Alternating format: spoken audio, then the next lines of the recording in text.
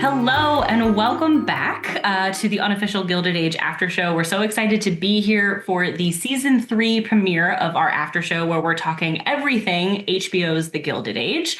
I am Kelsie Paul. I'm the interim director of learning at the Frick Pittsburgh, and today I am joined by two of my wonderful colleagues. One that our dedicated viewers will recognize quite well, Dawn Breen, our chief curator and director of collections, and we also have a new face with us, Bella Hanley, who is our collections and exhibitions assistant here at the Frick.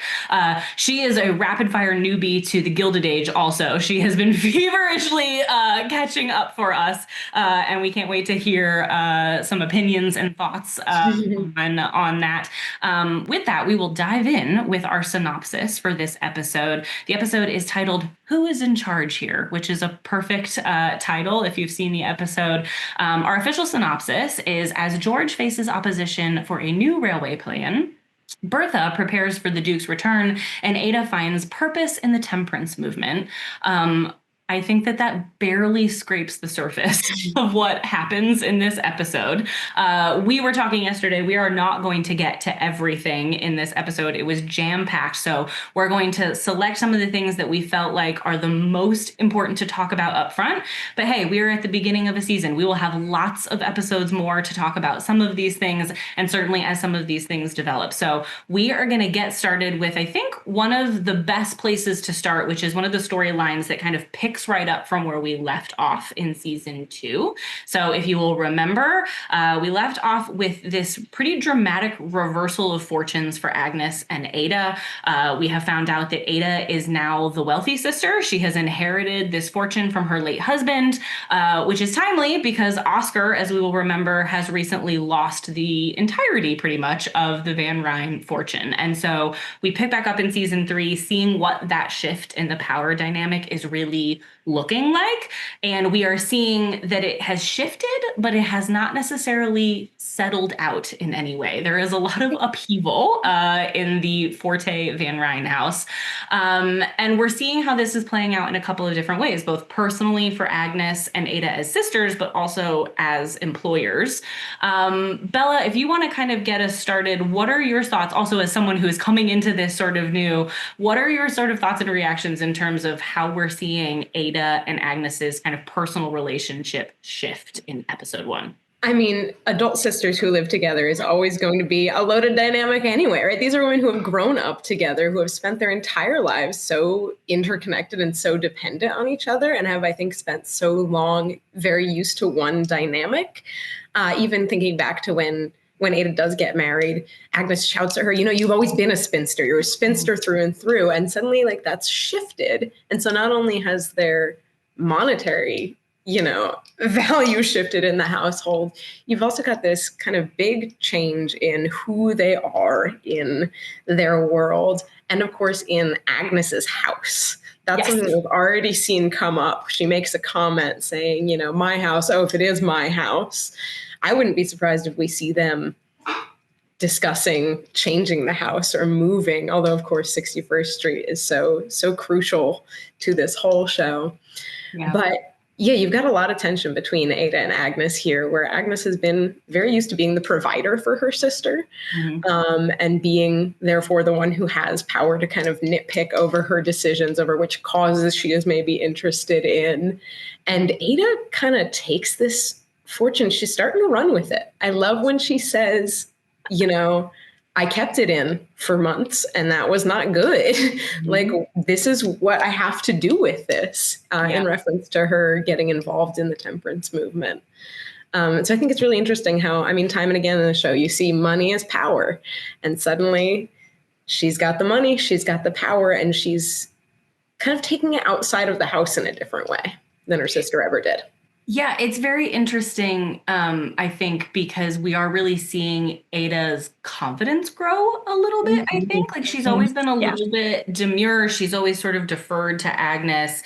And there are a couple of moments in this episode where you can see that she's realizing the power that she does have. There's a line at some point where she basically says to Agnes, I shouldn't have to remind you why I have the right to give orders here. And she's saying, it's because I hold the purse strings now.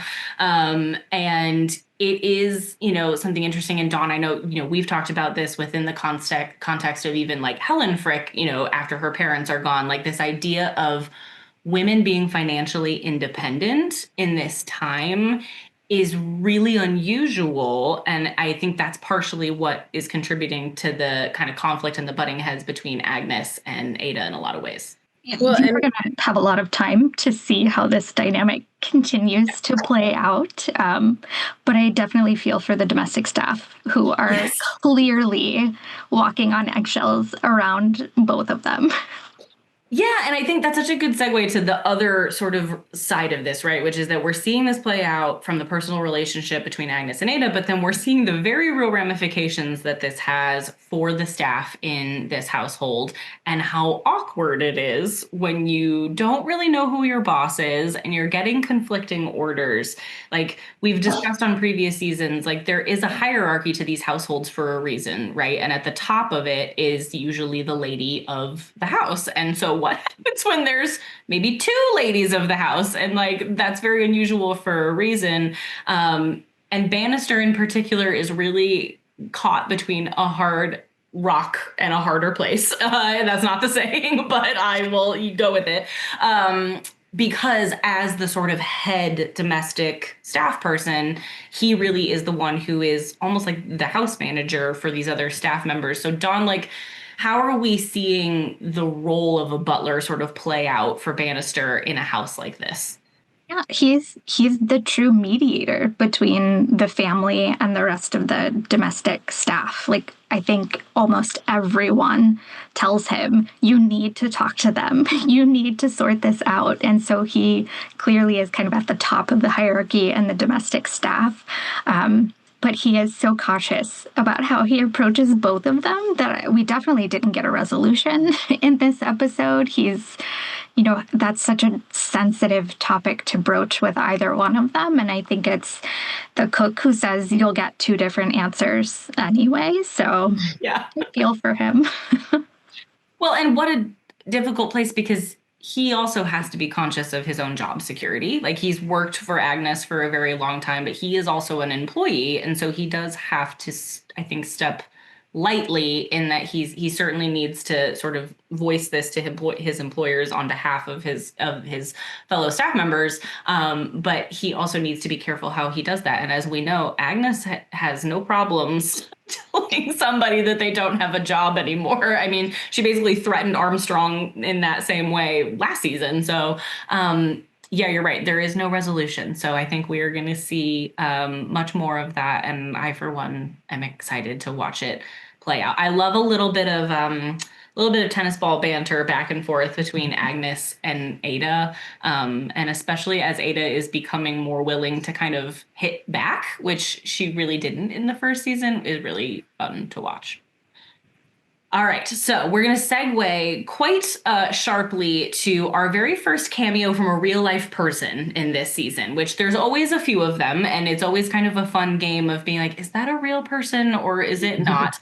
But my ears perked up right away when we were watching episode 1, because we get a cameo from artist Singer Sargent. He is the artist that we learn Bertha has brought in to paint a new portrait of Glattis.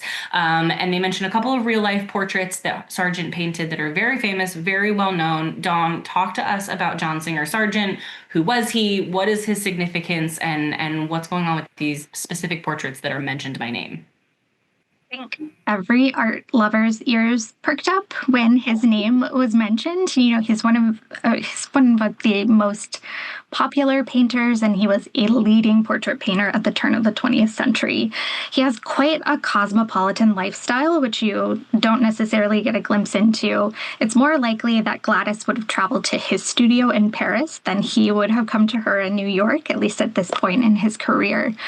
He's born in Florence to American parents. He studies in Paris. He lives in London and throughout Europe for most of his life. But he has this really grand bland, brushy style, which is a very art historical term. His portraits are often quite grand and really large in scale and really dynamic. And he was known for kind of capturing the emotion behind his sitters' eyes. And I love that they name drop not one, but two actual portraits that he has done. The first being Mrs. Burkhart, which I think Bertha refers to as praises it for capturing that youth is complicated and not just pretty. And she's trying to capture this very like pivotal moment in Glattis's life. But of course, Sargent also had a touch of scandal about him, as he alludes to. Madame X is one of his most famous portraits. It's in the collection of the Metropolitan Museum of Art. He showed this at the 1884 Paris Salon. And I think based on the timing of other events in the episode, we are squarely in 1884. But there was an absolute sensation. First of all, she was not known as Madame X until much, much later. So that is definitely a reference for modern viewers to pick up on. She was Madame Gontreau. And when it was shown at the salon, it was an absolute scandal because her dress strap was painted as falling off of her shoulder. Gasp. Clutch your literal pearls. And of course, Bertha's ever the opportunist. She's like, it's fine. It'll just raise your prices. And clearly she is willing to take a chance on him. It seems almost, I don't know. It's interesting that she would choose someone who has a risque reputation for Glattis in particular, but she is someone who always is thinking about the long con. So I'm sure there's a reason behind it. That is a good point, because I think that she's obviously hyper fixated on the ultimate goal, which is to get Glattis married off to this duke. And it is an interesting thought that she would be willing to go that route of an artist with a little bit more scandal, but obviously with scandal, it's like there's what no press is bad press or whatever, like, you know what I mean? Like there's something with that to sort of get the notoriety. And wondering too, and Bella, I mean, feel free to jump in here too, like this idea of selecting an artist to do a portrait like this, which is really interesting. We have we have several portraits in our collection here at the Frick, one of which was done for Helen Frick's, debut to society. And I'm wondering about, it's like, what are you looking for? How are you making those choices in terms of an artist that you're going to commission to do a portrait like that? Well, and I think Dawn hinted at this, but Sargent is popular. He's hip. He is, the crowd that Bertha wants to be running in, they know Sargent. They like Sargent. Even Madame X, Madame Gautreau, like she's a woman who marries into society and becomes this figure. And I think that's what Bertha sees herself as doing. I mean, what she is doing, but also what she sees herself as doing with Glattis, as moving her up this rung, and whatever's in right now is what she's into. She's picking somebody who's very of her moment. And Sargent is also very flattering to his sitters. Mm-hmm. So, I mean, it's going to be a really, really stylish portrait. Not like he has, hard work with Glattis, of course, but... Yeah, in the stunning dress that she's wearing, sitting in this beautiful room behind her. I think we did talk at some point in previous seasons about too, that it's a strenuous process having your portrait painted. You're sitting in a theoretically very uncomfortable outfit for a very, very long time, usually multiple sittings, which is why I think it's also interesting what you said, Dawn, that it's like, it really is not likely that he would have come to New York to do that. So realistically, it would have been them going to Paris, and she would have sat multiple times, and it would have been like a really long process. So I'm interested. I assume we will see the finished result of this, fingers crossed, of this sort of fictional John Singer Sargent painting. But yeah, it's if you're not familiar with him, once you start to see his paintings and you see them next to each other, you'll start to recognize them, because he has a very distinct style, and painted a lot of really fabulously dressed women, which is amazing. Anyone watching who might be close to New York, there's an incredible exhibition at the Met right now called Sargent in Paris, which I am desperate to get to. So if you like this little hint at Sargent, you'll love that show. Yeah, that is a good tip.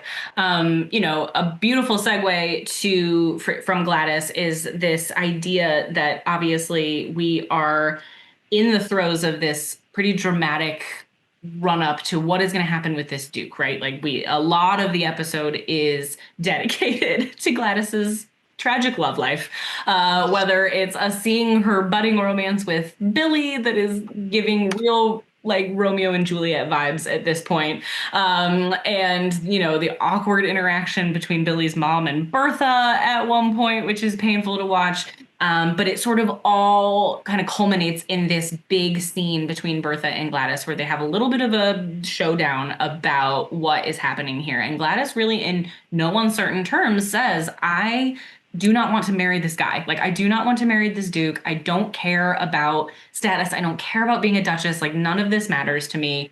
And Bertha has a lot of sort of, retorts to that about importance and influence and wanting better for her than she had and all of these things.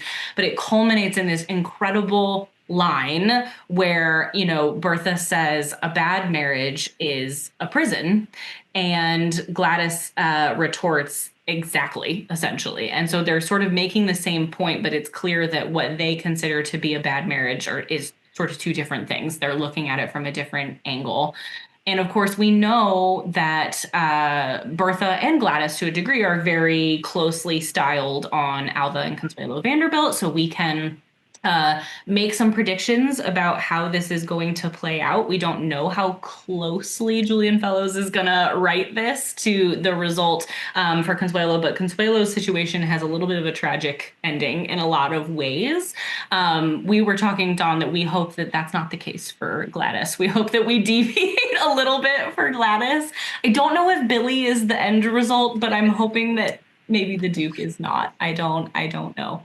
I know. What does Bertha call him? Like a nothing, she's like a non-entity. Worthless non-entity, which is just like, ouch. Like he's not, from the scenes that we see him in, he clearly is smitten with her, and I'm sure it's a very genuine attachment, but I don't know. I'm also not sensing a real like passionate love between either of them, but clearly Glattis has like a passionate dislike of the Duke. So if this does play out a la Consuelo Vanderbilt, I think we know that Glattis is set up for disappointment.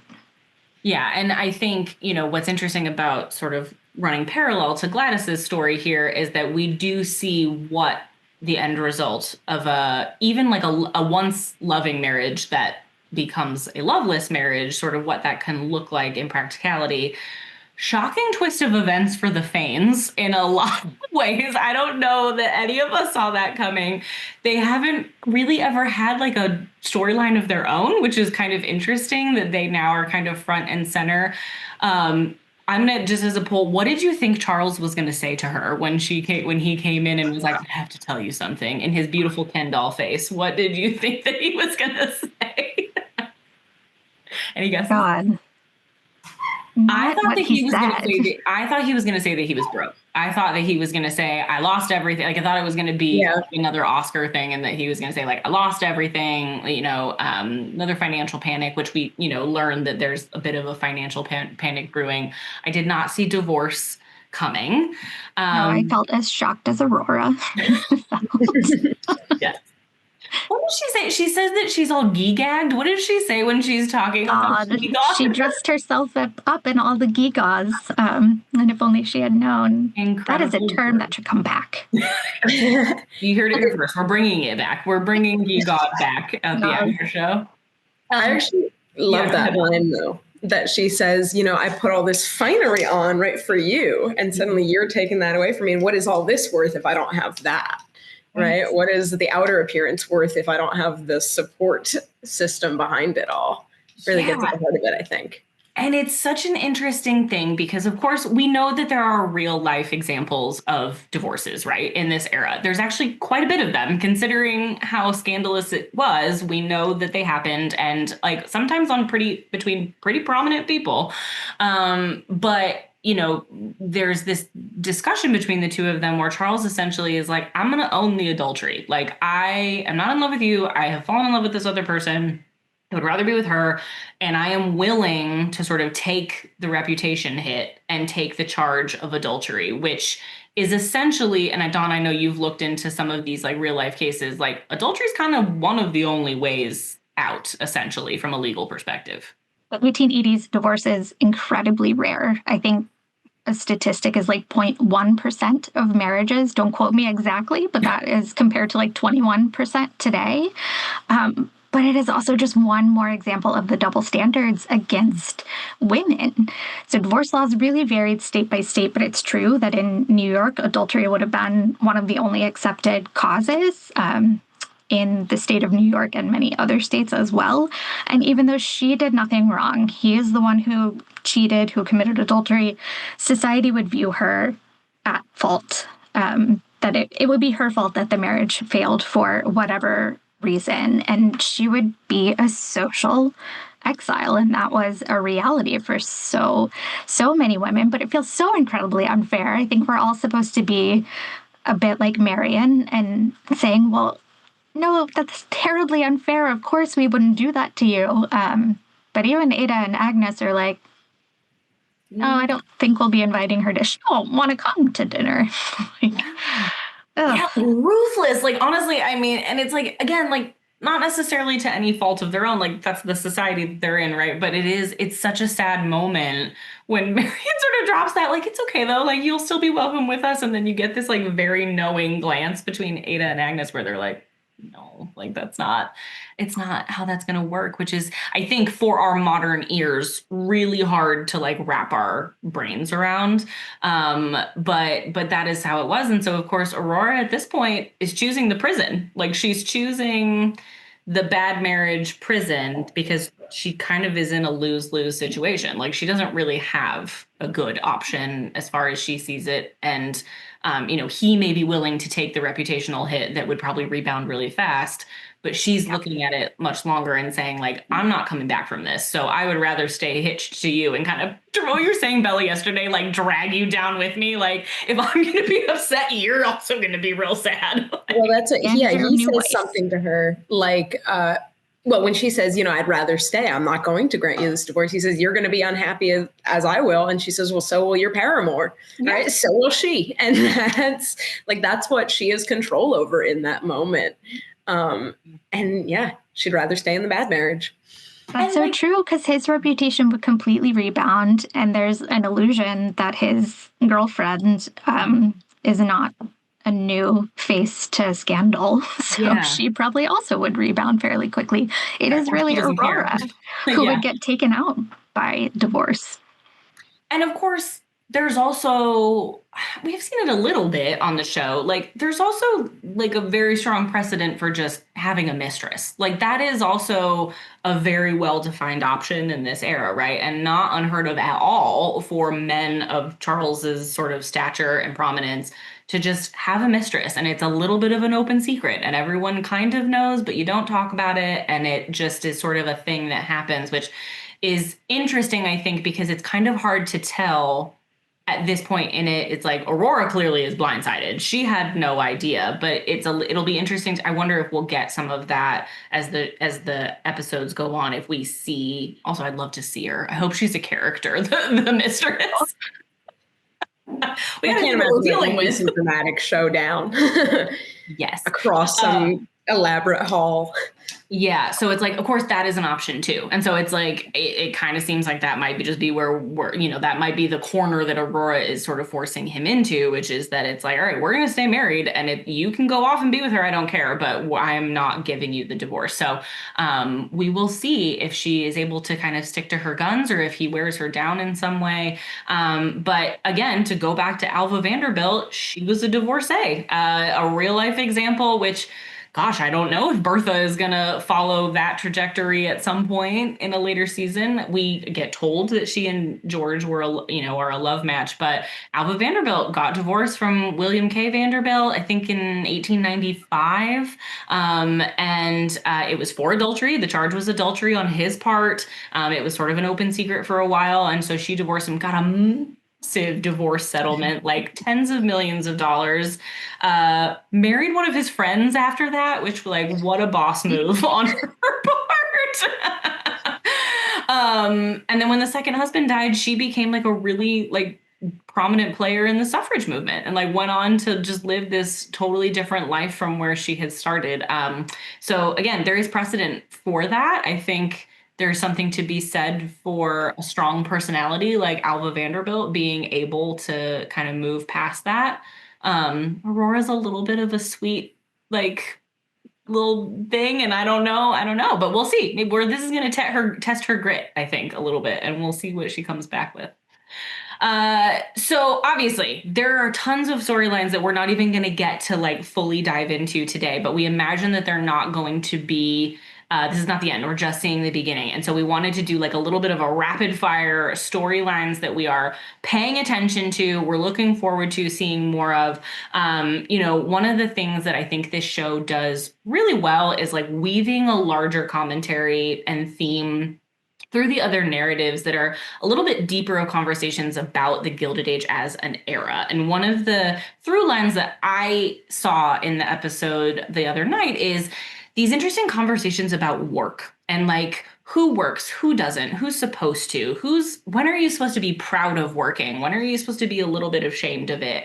And there's a bunch of different sort of case studies and examples throughout the episode, Oscar being maybe the most interesting. Bella, I know that you are really loving watching where Oscar is at this particular moment and that you have a favorite line of his that kind of sums up his just whole existence. Would you like to share it with us? I do. I'm like, I feel like I should get myself into Oscar's mindset right now. I'm terribly depressed. I just lost the family fortune. My privileged life has just gone out the window in a sense. My aunt won't give me an allowance.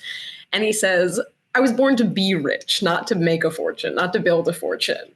Right? Like I was supposed to have this already. I'm not supposed to have to do any of the work here. And of course, he comes from an old money family, right? So even within his immediate family, like it's not really discussed whether his father worked for that money or whether he came from another old money family.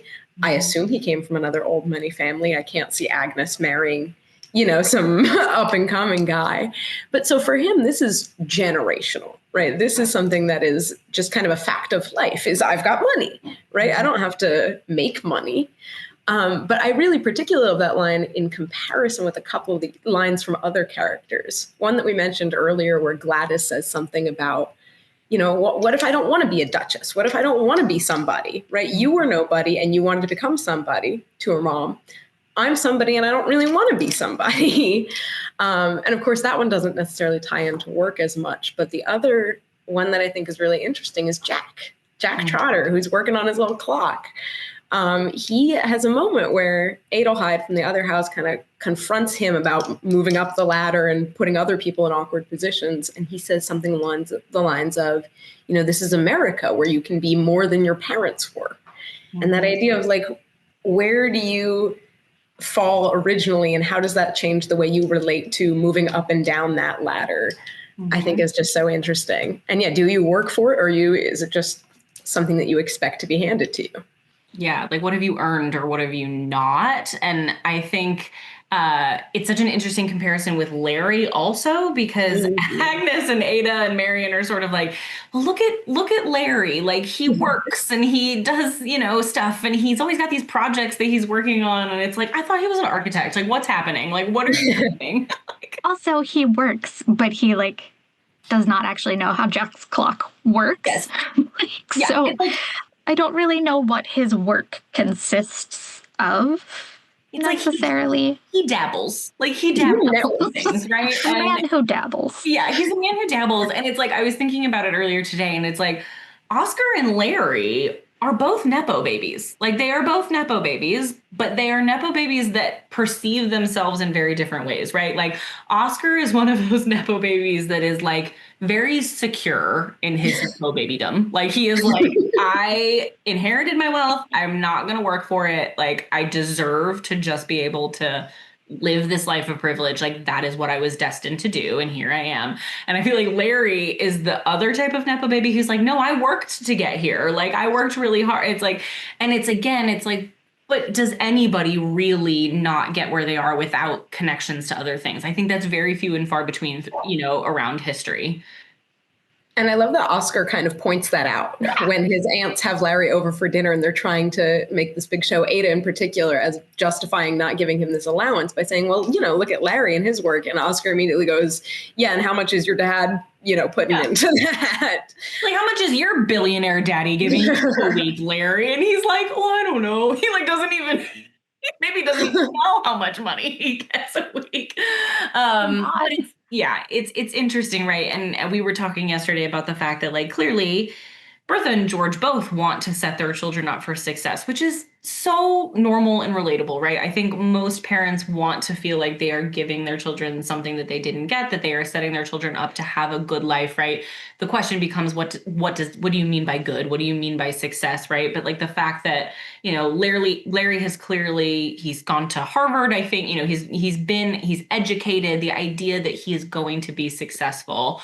But that, it's also well, does he really have to try that hard to succeed though? And when you've got a father like George Russell, who is willing to kind of do anything, to keep getting that power and keep getting that wealth, it's is the bar set lower for Larry to be considered a success? Maybe that's the case, which is a nice segue to the other sort of big undercurrent narrative that we have going on, which takes us all the way back to the beginning, which is our kind of surprising opening to the episode. We do not open in New York. We open in Arizona in a scene right out of an old Western with a stagecoach and everything.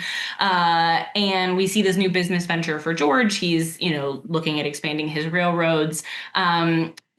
We're all interested, I think, to see where that storyline is going to go. How much more time are we going to spend in Arizona, perhaps? Obviously, George has already headed back to New York to deal with this other situation with this potential financial panic that's going on.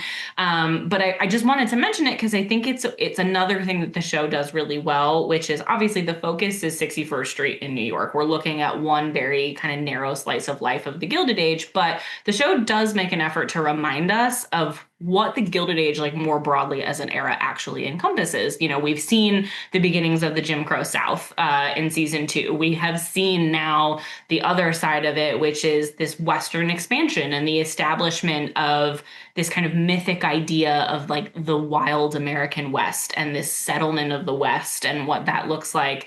And I think it's also a really interesting reminder for us of what is actually backing the wealth of these men in New York, right? You have to have the actual hard gold and silver to back the American dollar. And that is being mined from the American West. And so, the importance of having those railroads is about being able to transport those raw materials, but also all of that silver and all of that gold back to those banks. And that is one of the things that we will also see, where there is an actual big financial panic in 1884 that I think we are probably leading up to. We hear this term, but there's a run on the bank, which is a really bad phrase in the Gilded Age. And so I'm sure we'll be talking about that.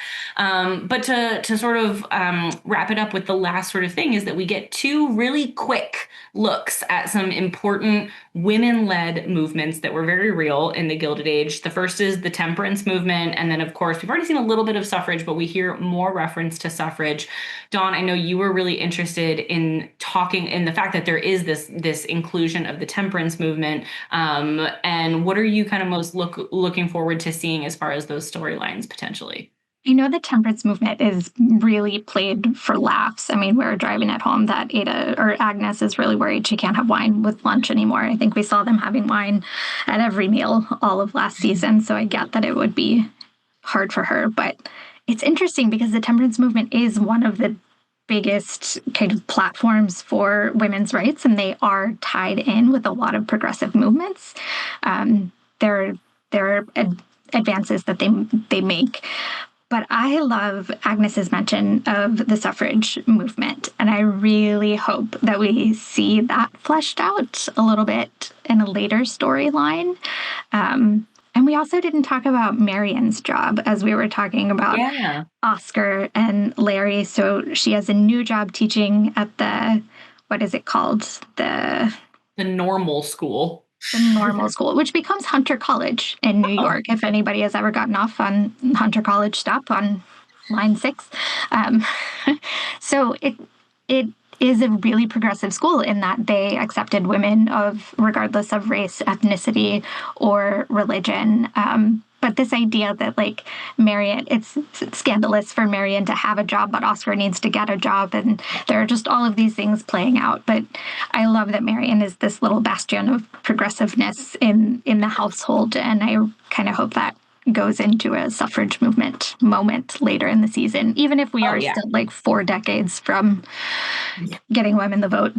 Yeah. We're at the very like beginning of that whole journey. But yeah, I mean, Marion, absolutely. You can picture the whole thing, the purple, the yellow, like being out there, like, of course, like that's such a natural thing. But I love everyone's kind of like being taken aback that Agnes is potentially like pro-suffrage. Like, it's amazing. And it's like, when you really think about it, well, it's like, well, yeah, like Agnes is a powerful woman who knows what she wants. She has a mind of her own, and so, yeah, it's not really that surprising that she would think that there are other women that should have the right to vote. It's just, it flies in the face of sort of her traditionalism in a lot of other ways.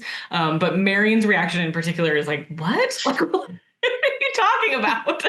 She clearly was in, an unhappy marriage herself. And so she knows how important it is for a woman to have power. And she's been able to experience that for the last several years, until her sister took over, as we've seen. So I feel like she's not a closet suffragist, but a surprise sleeper suffragist. Yeah.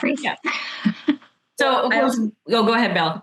No, I think it's interesting that those two conversations are very back to back of being kind of disgusted that Marion would even be associating with women of different backgrounds. Yeah. And then being like, of course women should vote, because there's an implication of women like me should be able to vote, which I'm sure they will get into with the suffrage movement, because of course it is a movement for white women to vote. It is a movement for wealthy white women to vote, especially at this point in the early stages of it. Mm-hmm. I think it'll be interesting to see how that plays out with Peggy even getting involved, maybe. Mm-hmm. Yeah.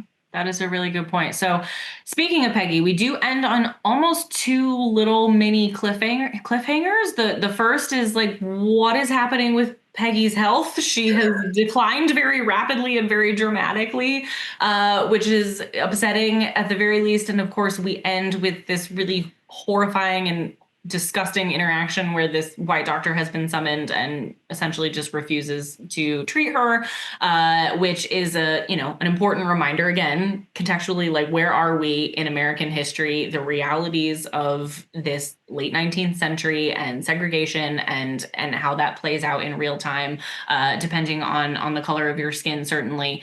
And then, of course, our favorite cliffhanger, which is Glattis running into the night. She bustle and all. She's out the door and she's just running into the darkness, and we're not really sure what's going to happen with that. Very well dressed, cute little hat. Kind of looks like Napoleon. Seems impractical, but it's amazing, because it's just like, she's like, I am running away and I'm gonna look fabulous doing it. But also, like, Bella, you made the good point. It's like, what else does she have in her closet? Well, and like, what else does she know how to do in terms of preparing herself to go out into the world? Like, her mom has not taught her how to pack a bag. She's never had to pack a bag in her life, right? Her mom has taught her how to dress, how to appear. Yeah. It's what she knows. So she's kind of going out into the world, quite literally, with a very limited set of skills. Yeah, that's a good point. I would love to know what's in the bag. We see her sort of like throwing things in, and it's one of those things where it's like, does she get to her destination and she like dumps it over, and it's like one shoe, like one glove, like, yeah, like, and it's just like, none of these things are useful, but she has them, and it's like, well, all hats. It's all hats. It's all hats all the time. Oops, all hats. So I don't know. It's like, the question, of course, becomes, is like, where does she go? Like, where it's like, girl, do you have a plan? Like, do you have a destination? Like, are you going to Billy's? Because it's like, Larry basically was like, you guys should elope, which I was like, Larry, what are you doing? Why are you offering that advice? But maybe. Larry shouldn't be giving anybody any advice. No, I don't think Larry should be giving relationship advice. But yeah, so it's like I kind of feel like maybe that's what where we're headed, is that she's going to show up at Billy's doorstep and be like, let's go. Like, I'm not doing this. Let's go. And I think it'll be interesting to see what his response to that is. We do get previews of the Duke, so I don't think the Duke is out of the picture. So as much, honestly, as I would love to see Glattis elope, because I think that it would be just an amazing storyline to see Bertha sort of deal with it. I don't think that that's probably in the cards, at least up front. So I think she is going to get returned somehow. By who? I don't know. I don't know how she's going to get scooped up and sort of brought back. But of course, we also know that George is on his way back, and and Glattis really feels like George is going to be her savior here. And that will be an interesting, I think, showdown in a way between Bertha and George over sort of who wins out. And I think, as we've seen, Bertha almost always comes out on top when she's, confronting someone. So it'll be interesting to see how George holds his own on that route. So I think that's it. I think that we've managed to hit almost everything. I am sure. Don't come for us in the comments. I am sure there are things that we did not talk enough about or if at all. But hey, we got 7 more episodes to go. There is a lot to unpack, and we will certainly be back. But for now, we want to thank you for joining us for the season 3 premiere of the Unofficial Gilded Age Aftershow. If you haven't already, be sure to subscribe to the Fricks YouTube channel so you'll never miss a new episode. Despite the holiday next week, we will be back for a second episode on Friday, July 4th. If you have questions that you want us to answer or things that you are interested in hearing more about, you can always drop those in the comments on this video. We'll try to get to them the best that we can. But for now, we will see you next week, and thank you for watching.